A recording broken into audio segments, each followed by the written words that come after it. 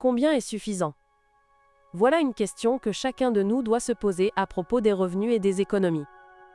Toutefois, y a-t-il une valeur financière pour laquelle un chrétien peut dire « j'ai suffisamment maintenant par ça ».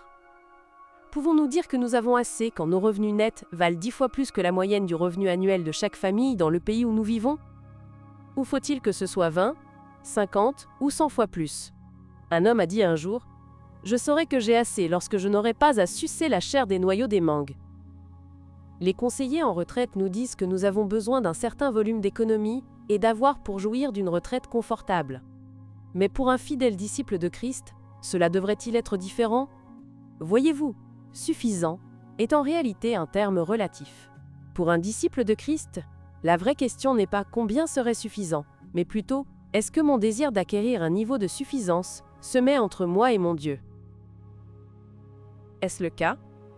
Votre désir d'acquérir plus se met-il entre votre cœur et celui de Dieu? Si c'est le cas, il est sans doute temps de faire de sérieux changements, même si vous en êtes encore à sucer la chair des noyaux des mangues. Demandez à Dieu de vous montrer ce qui détourne votre confiance de lui.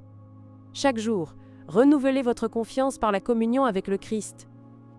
Cela vous apportera l'assurance qu'il est suffisant en tout temps, qu'il est celui qui pourvoit et soutient.